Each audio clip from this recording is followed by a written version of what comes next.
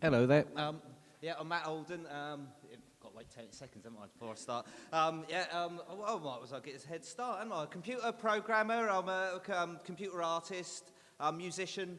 There we go. Right, I'm a musician as well. I make a lot of installations for other artists, and I built my own audio engine. I started using Maximus P about 20 years ago, and ever since I've been building my own audio engine called I Am the Mighty Jungulator. God, 20 seconds don't half go slow, doesn't it, when you're up here? I've been practicing this for ages. I use the visual programming languages, Maximus P and PD. I've got it all working on a Raspberry Pi now, really sweet and everything. Like I say, I Am the Mighty Jungulator. It's kind of like a generative program that makes stuff up as it goes along, but you can also shape it and do lots of like twiddly bits and pieces with it. Here's a quick demo. It cuts sounds up into chunks, play the pieces back in any order. Each piece can be transformed, pitched backward, pan volume, all that sort of stuff. And then there's another layer of sequencers where you can automate those processes as well. You can do like panning.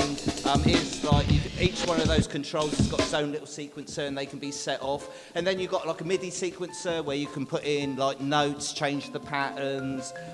Then you can record off what the computer's doing, introduce it, slow it down, time stretch it out. So it's kind of like you just keep on sticking loads and loads of stuff in it and it makes up music by itself, and it's been doing that for ages. So I've been working with these people, Frill Laboratory. Professor Brendan Walker, got to read this off, get it right. He's an aerospace engineer who was a research fellow at the Interactive Design course at the RCA, Professor of Creative Industries at Middlesex, and the other fellow's Paul Tennant. He works at the Mixed Reality Lab at Nottingham, and they're sort of researching the future of fairground rides and that, and this is like the first one I worked with them. Future of fairground rides, and they use emotional stuff to shape responses to shapes, the sort of experience. I'm getting tripped up there on my words. Yeah. So this is what we've done. It was kind of like a generative John Carpenter score for a live cinema experience. We're getting galvanic responses, breathing response, heart rate, that sort of stuff, and that was translated into the music via a max patch that I made. It's about 36 different tracks. Each one could be response. We've got 4 different people. All those results are added together and divided and all that sort of stuff. And it kind of made up the soundtrack for the thing. Here's a bit of the back end of it. I was using soft synths in Logic, getting Max to talk to them, using OSC from the various sensors in order to trigger all this stuff. Which number is this? Oh God, it's number 8 now, isn't it? Coming up. Right, that's kind of like the back end. Neurosis is a fairground ride of the future. We're using a brain monitoring cap to capture the brain activity of riders to generate an immersive virtual world. Riders are literally going to be riding their own brainwaves. Each rider generates a completely different ride experience. So when we get back to the lab, we're going to cross-reference the neurological... So we were using like an Oculus Rift on that. The chair was pneumatic. We were using one of these emotive brain things and that. We're getting quite a lot of interesting data. It all moves around with the music and stuff. So all that stuff was cross-referenced and made to make a jungle track up in the background, like a really exciting fairground ride. All the smoke machines were going off. All the lights were shut. Here's a bit of the back end. It's quite complex. There was about 16 different tracks. Out of those tracks, about 16 different layers, and they all could be sped up, slowed down, mixed up and that. So it was like no ride was kind of like the same, but they were all kind of different, which was quite a good selling point for that. It's quite a complex patch that. It took ages to make. Next one we done was mapping a VR world to a swing.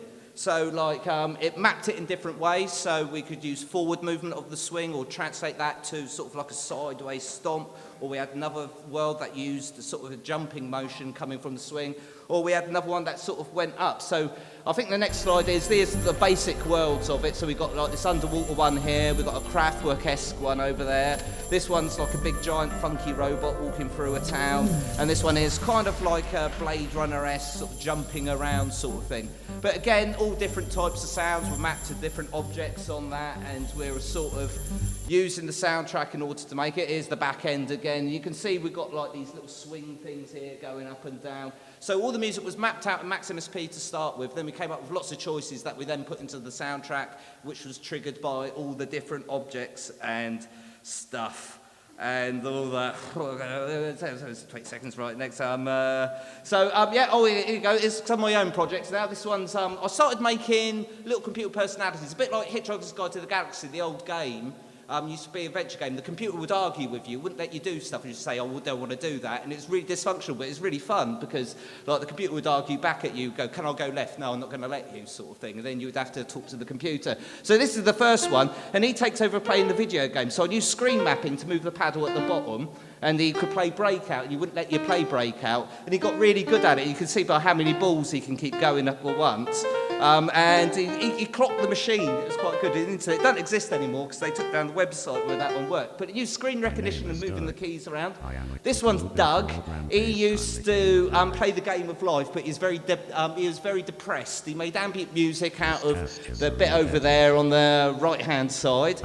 He would make music out of that, and then he would like die. But then he had a little friend that came up, and the friend would encourage him to make more music, and Doug would get even more depressed. This one's TV Tank. He was based on a personality. Tanks will listen to no one. They will keep ramming their point home until they get their way. He wanted to watch television, and he would always any conversation would just end up about him talking about what television program he wanted to watch. He got the details off an online sort of television guide. He would go and watch the television program. Then his friend Julia, the artist, based on the Artist Way book, would then encourage him to make art. Similarly, this one, Mr. Acker, would get very angry about things. He's called a grenade in the People I Can't Stand book. And grenades just blow up and they get really angry about anything you mention. So he would get stuff off the internet and talk about a subject he found on the internet and just get really angry and make artwork about it. And this is the last one now, so I'm just going to take a few breaths, and there's all loads of stuff there. And I think my website's on there if you want to have a look. Thank you.